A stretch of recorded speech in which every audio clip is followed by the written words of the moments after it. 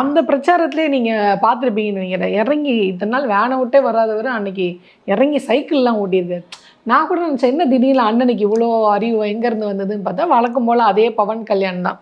பவன் கல்யாணம் அங்கே சைக்கிள் ஓட்டியிருக்காரு, இங்கே இவர் வந்து சைக்கிள். தெலுங்கு படத்தை பார்த்தா காப்பி அடிக்கிறாங்க. படத்தையும் தெலுங்கு படத்தை நம்மளை பார்த்து தான் அவங்க காப்பி அடிப்பாங்க. எம்ஜிஆரை பார்த்து தான் என்டி ராமாராவே அரசியலுக்கு வந்தார். அது அரசியல். இவங்க திருப்பி பாலையாவை பார்த்து வரானா எவ்வளோ டுபா கொடுப்பாங்க. பாலையான்ற கான்செப்டுக்கு மாற்றி தலைகீழ பண்ணிட்டு இருக்காரு. எம்ஜிஆர் சைக்கிள்லாம் ஓட்ட மாட்டாரு. இல்ல சார், இப்போ நீங்க சொன்னீங்களே எம்ஜிஆர் பார்த்து அங்க என்டிஆர் வந்தாரு, இவர் என்டிஆர் பார்த்து அங்க பாலையா இவங்க எல்லாம் வந்தாங்க, அவங்கள பார்த்து இவர் கலியுக எம்ஜிஆர் அப்படின்றதுனால அந்த இவரை பார்த்து இவங்க காப்பி அடிக்க மாட்டாங்க. அந்த அளவுக்கு தரந்தாழ்ந்து போல ஆந்திரா நம்ம அவங்கள பார்த்து காப்பி அடிச்சு சைக்கிளில் போறது, இளநீ குடிக்கிறது. சரி, இளநீ குடிச்சா என்ன ஆனா மிருகமா? புரியுதா? இப்போ ஒரு நாயோ நரியோ வந்து ஒரு கடையில் இளநீ வாங்கி ஸ்ட்ரா போட்டு குடிச்சிருச்சுன்னா அதிசயமா பார்க்கலாம்.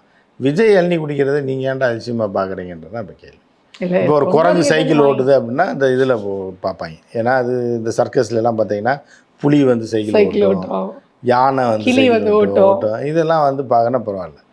நாய் ஓட்டினா கூட பார்க்கலாம்.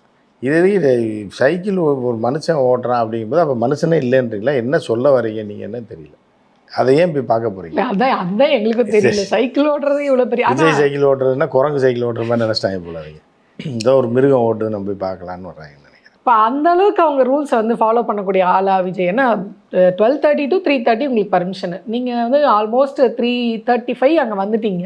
இன்னொரு 5 நிமிஷம் நீங்கள் அந்த மைக்கை வாங்கி, இப்போ இன்னொரு சொல்கிறாரு இல்லைங்க விஜய் வந்து டைம் ஆயிடுச்சு அதனால் திரும்பி போயிட்டாரு, பிரச்சாரம் வந்து ரோட் ஷோவாக மாற்றிட்டாங்க, நீங்கள் கலைஞ்சு போங்கன்னு அவர் சொல்கிறத இவர் வாங்கி அந்த மைக்கில் என்னால் அவங்க பேச முடியல, டைம் ஆயிடுச்சு. விஜய்க்கு மற்றவங்களுக்கு என்ன வித்தியாசம் இருக்குது? இல்லை உங்கள் தொண்டர்கள் காத்துட்டு இருக்காங்களே, அதுக்கு ஒரு மரியாதை. தொண்டர்கள்லாம் கிடையாது, அவங்க திருப்பி இல்லைன்னா அடுத்த டைம் வரது பார்த்துருப்பான். அடுத்த கூட்டத்துக்கு ஆள் வேணும்ல, பாதியில் விட்டாதான் இவன் இந்த கூட்டத்துக்கும் கூட்டம் காட்டலாம்.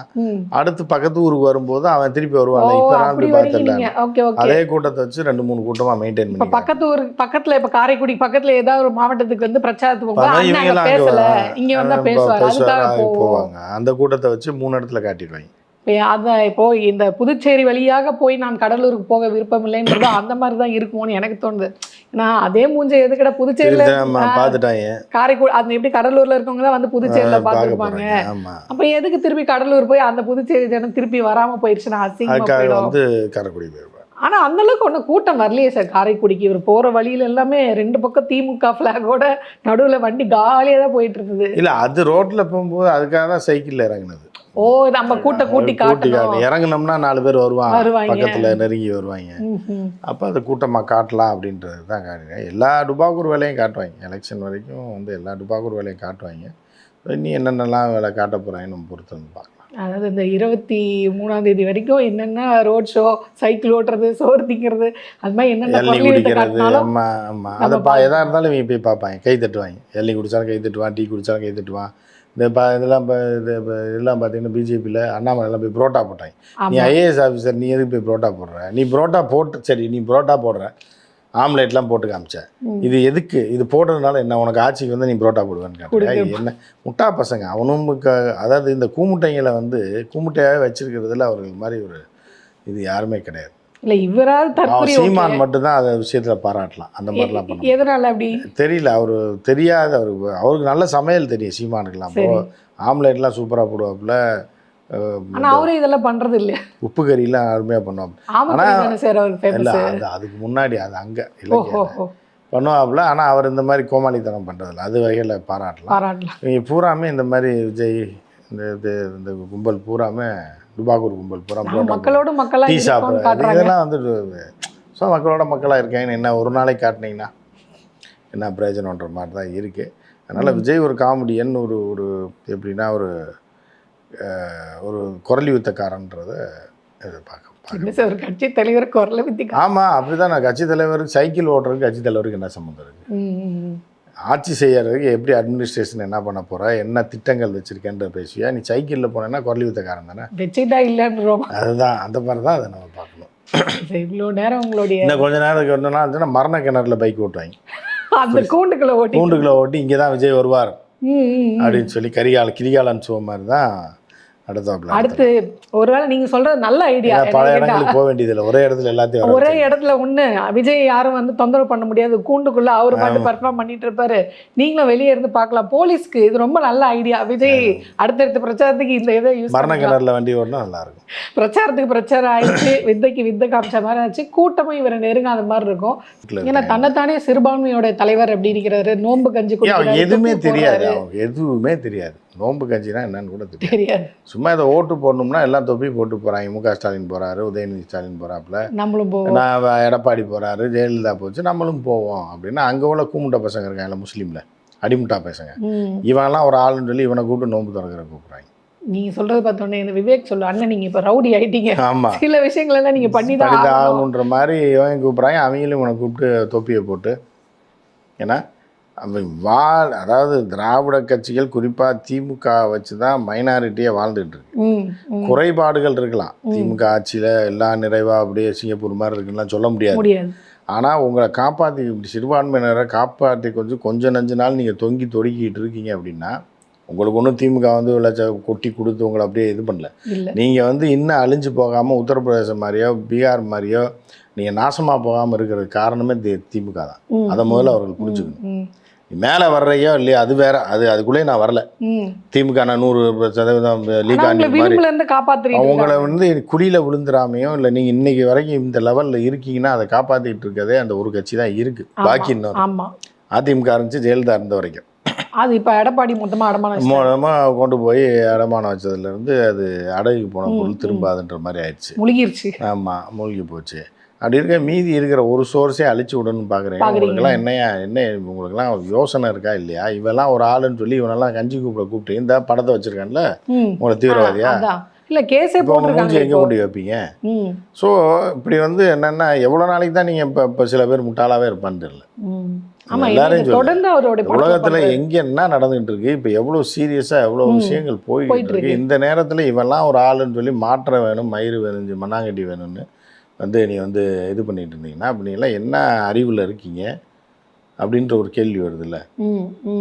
நம்ம ஒரு கோபத்தில் தான் கேட்குறோம். இல்லை 100%. ஏன்னா நீ வந்து உங்களுக்கு நல்லது செய்யலைன்னா கூட உங்களுக்கு தீயது செய்யாமல் இருக்கணும், இல்லை உங்களை பற்றி புரிஞ்சுக்கிட்டவனாக இருக்கணும், இல்லை மைனாரிட்டிகளுடைய வாழ்வியலை பற்றி தெரிஞ்சவனாக இருக்கணும், இல்லை மைனாரிட்டிகளை காப்பாற்றுறதுக்கு மைனாரிட்டி சர்வதேச அளவில் என்னென்ன சிக்கல்லாம் இருக்குது, இந்தியாவில் என்ன சிக்கல் இருக்குது, தென்னகத்தில் என்ன சிக்கல் இருக்குது, தமிழ்நாட்டில் என்ன சிக்கல் இருக்குன்னு நமக்கு தெரியுமா? தெரியலை. சும்மா வந்து தற்கொலை பயலுக்கு தான் போகிறான்றதுக்காக நீங்களும் போய் அவனுக்கு ஓட்டை போட்டு வச்சுக்கிட்டு அவனை கூப்பிட்டு கஞ்சி குடிக்கிறேன் தொப்பியை போட்டுன்னா கேவலமாக இல்லை உங்களுக்குலாம்? அவன் தொப்பி போட்டால் இஸ்லாம் வந்து மேலே போயிருமா?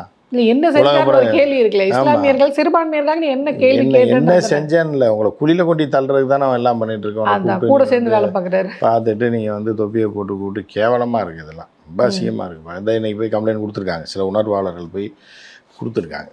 எப்போவுமே நீங்கள் வேலை யாரும் ஓட்டு போடக்கூடாது. அப்போ வந்து துப்பாக்கி படத்துலேயே இந்த படத்துல அப்போ டைரக்டரோட இது கிடையாது. அப்போ விஜய் எல்லா படத்துலையும் இருக்குது, வேறு வேறு டைரக்டராக இருக்கேன், ஆனால் இஸ்லாமியர்களை எதிர்த்து மைனாரிட்டியை எதிர்த்து சீன் வைக்கிறான் அப்படிங்கும்போது அப்போ இவனோட மோட்டிவ் தான் அப்படி இருக்குது அப்படின்றது தான்.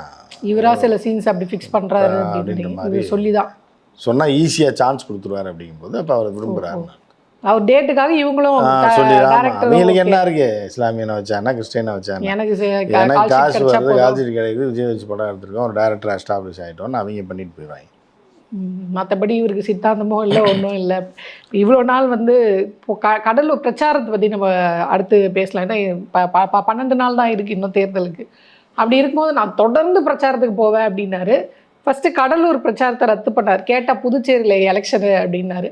இப்போ சரி மறுபடியும் அனுமதி வாங்கினார். உதயநிதி அவர்களுக்கே அந்த அனுமதி மறுக்கப்பட்டுருச்சு. கேட்டால் விஜய் ஏற்கனவே கேட்டாருங்க, அதனால நாங்கள் கொடுத்துட்டோம் அப்படின்னு. இப்போ இல்லை நான் பிரச்சாரத்துக்கு போக மாட்டேன் அப்படின்னு அடம் பிடிச்சிட்டு இருக்காரு. வேற ஒருத்தவங்களுக்கும், அதாவது நானும் படுக்க மாட்டேன் தள்ளியும் படுக்க மாட்டேன்ற கதையாக விஜய் பண்ணிட்டு இருக்காரு. இது எப்படி பார்க்கறது? அது கூட நீங்கள் டீசெண்டாக பழமொழி சொல்கிறீங்க. நாய் கையில் கிடச்ச தெங்கம்பழம்னு வாங்கலாம், அந்த மாதிரி தேங்காய்ன்ற மாதிரி இந்த நாய்க்கு உடச்சி திங்கவும் தெரியாது, உருட்டிகிட்டே இருக்கும், யாரையும் திங்கவும் விடாது. அது வந்து விஜய் நம்ம சொல்ல அப்படி பழமொழியை சொல்கிறேன். அந்த மாதிரிலாம் இருக்குது. நான் பிரச்சாரத்துக்கு போக மாட்டேன், அடுத்தவனுக்கு அந்த வாய்ப்பு கிடைக்கக்கூடாது, அதுவும் கிடைக்கக்கூடாது. எங்கேயும் விட்டுட்டே இருந்துட்டு அப்புறம் கடைசியில் ஓரத்தில் தள்ளி விட்டு அது பாட்டுக்கு கேட்டா போயிரு எலும்பு தேடி. அந்த மாதிரி தான் இருக்குது இப்போ. இப்போ இது பிரச்சாரத்துக்கு போல ஒரு கதை. நேற்று வந்து காரைக்குடியில் பிரச்சாரம் சொல்லிட்டு போயிட்டு ரோட் ஷோ பண்ணிட்டு கடைசியில் 4 மணி நேரம் மதுரையிலேருந்து காரைக்குடி வந்து சேர்றதுக்கு 4 மணி நேரம். அவங்க காலையில் 7 மணிலேருந்து இந்த வெயிலில் வந்து காத்துட்ருக்காங்க. கிட்ட வந்துட்டு இல்லை நான் அந்த டைம் முடிஞ்சு போச்சு, இதை அப்படியே நான் ரோட் ஷோவாக கன்வெர்ட் பண்ணிவிட்டு அப்படியே நான் யூட்டர்ன் அடிச்சுட்டு போயிட்டாரு. அவர் என்னவா பார்க்குறாரு அந்த மக்களை காத்துட்டு? இல்லை, மக்களை வந்து இவங்க நமக்கு கிடைச்ச மிகப்பெரிய அடிமைகள். இந்த அடிமைகளை வைத்து நம்ம பெரிய ஆளாக வந்துடணும், இதை காமிச்சு நம்ம பதவியை பிடிச்சி நம்ம ஒரு முதலமைச்சராகவோ இதான் வந்து நம்ம சம்பாதிச்சு நம்ம பாட்டு சுகபோக வாழ்க்கையை வாழணும் அப்படின்றது தான் இது. இந்த தற்கொலைகளை அதை நோக்கி போகுது. பரவாயில்ல, எங்கள் அண்ணன் நல்லா இருந்தால் போதும் நாங்கள். ஏன்னா இவன் இப்போ தான் வீட்டு சோறை தின்னுட்டு இருக்கேன். இல்லை, இப்போ இவன் வேலைக்கு போய் நாளைக்கு இவனுக்கு கல்யாணம் ஆகிப்பில் கூட்டி வந்தால் தான் இவனுக்கு வீட்டை பற்றி அருமை தெரியும். இப்போ அது ஓசி சோறை தின்னுட்டு வீட்டில் தின்னுட்டு பைக் எடுத்து சுற்றிட்டு இருக்கு, போய் விழுகும், இங்கே ஆஸ்பத்திரியில் சேர்ப்பாங்க, இப்படி போயிட்டுருக்கு. கொஞ்சம் நாள் ஆனால் தான் அது எனக்கு தெருவில் நிற்கும் போது தான் அது அவங்க குடும்பம்னு வரும்போது தான் என்ன ஒரு ரூபாய் சம்பாதிய கஷ்டம் அப்படின்னு தெரியும். ஆனால் குடும்ப பெண்களும் வந்து நின்றுட்டு இருக்காங்களே அதில். எல்லா பெண்களுமே குடும்ப பெண் தான்மா. அப்புறம் பாதி பெண்கள் காட்டுக்குள்ள வயசானவங்க அப்படி சொல்றேன் நான். அப்படி இல்லை, குடும்ப பெண்கள்னா எல்லாருமே ஆண் பெண் எல்லாரும் குடும்பத்துல இருந்தா. அதாவது நான் என்ன சொல்ல வரேன்னா, சில பெண்கள் காட்டுக்குள்ள இருந்து வர மாதிரி, சில பேர் கடலுக்குள்ள இருந்து. நான் அப்படி மீன் பண்ணல. கடல் கன்னிகள்லாம் இவங்க எல்லாம் கடல் கன்னிகள், இவங்க தான் குடும்ப பெண்கள். அப்படி எல்லா இதுவும் என்ன சொல்லனா, வயசு பொண்ணுங்க வாக்கு வந்து நிக்கிறாங்க. ஏன்னா விஜய் ஃபேன்ஸ் ஓகே. ஒரு 40 வயசுக்கு மேற்பட்ட பெண்கள் வீட்டுல வேலை இருக்கும், குழந்தை கவனிச்சிருப்பாங்க, அப்படி இருக்கிற பெண்களும் வந்து வேலையெல்லாம் அதெல்லாம் வந்து சின்ன வயசுல தெரிஞ்சிருக்கும் குடும்பத்துல இருக்கவங்களுக்கு, இது சாக வரைக்கும் உருப்படாது அப்படின்னு. அந்த மாதிரி டிக்கெட்டுகள் நிறைய இருக்கு. ஆண் பெண் யாரா இருந்தாலும் தண்ணி தெளிச்சு விடப்பட்டது. அதெல்லாம் அது சாக வரைக்கும் கிளவியானாலும் சுத்திட்டு தான் இருக்கும். 70 வயசு ஆனாலும் விஜய்ன்னு தான் சுத்திட்டு இருப்பாங்க. அது ஒண்ணுமே பண்ண முடியாது. அப்போ நீங்கள் சொல்கிறது பார்த்தீங்கன்னா, அதாவது எவ்வளோ அடித்தாலும் தாங்குறாண்டா அப்படின்றதுனால என்ன பண்ணாலும் இவங்க நம்ம பேச்சை கேட்க தான் போகிறாங்க, வந்து நிற்க தான் போகிறாங்க. பேச்சை கேட்கறதில்ல, அவங்களாம் பார்க்க வர்றாங்க, அவ்வளோதான். எல்லாருமே நம்ம தமிழ்நாட்டை பொறுத்த அளவுக்கு சுடுகாட்டை பார்க்கணும்னு ஆசைப்படுற கோடிக்கணக்கில் இருக்காங்க. இடுகாட்டை அந்த சுடுகாட்டு இல்லை, இடுகாட்டை புதைச்சதை பார்க்கணும்னு ஆசைப்படுறேன். புதைச்சதை வந்து இப்போ பார்ப்பான் 10 வருஷம் கழிச்சு, அந்த பணம் வந்து மக்கி போயிடும். அந்த மாதிரி டிக்கெட்டுகள் தான் நம்ம ஊரில் இருக்கு. நிறைய பேர் வந்து எப்படியாவது சென்னையில் போய் இந்த சுடுகாட்டை இடுகாட்டை பார்த்துடணும், இந்த தலைவர் இங்கே தான் போச்சிருக்காங்க, அவர் வாட்ச் இன்னும் ஓடிட்டு இருக்கு, நாங்கள் சமாதியவே இத்தனை வருஷமா பார்த்துக்கிட்டு அப்புறம் உயிரோட இருக்கவனை பார்க்க வர மாட்டாங்க. அந்த கான்செப்ட் தான் இது. அந்த கான்செப்ட் இது பீச்சு குதிரையை பார்க்கறதுக்கு எத்தனை பேர் வராங்க. அதனால அவங்க வந்து பீச்சு குதிரையை பார்க்கறதுக்கு எத்தனை பேர் வரும்போது விஜய் உயிரோட இருக்கவனை பார்க்க வர மாட்டாங்க. அந்த மாதிரி தான் பீச்சு குதிரை மாதிரி விஜயும் ஒரு பொழுதுபோக்கு பார்த்துட்டோம். ஓட்டு போடுங்கடான்னா ஐயோ இதில் இப்போ என்ன பண்ணுறதுன்னு தெரில அப்படின்னு. ஸோ நீங்கள் ஒரு புது ஐடியா வந்து தாவேக்காக கொடுத்துருக்கீங்க. இந்த மாதிரி பல ஐடியாக்களை வந்து இனி வர காலங்களில் நம்ம பார்ப்போம் சார். ஸோ இவ்வளோ நேரம் உங்களுடைய நேரத்தின் கருத்தும் எங்களோட பகிர்ந்து கொண்டதுக்காக நன்றி சார்.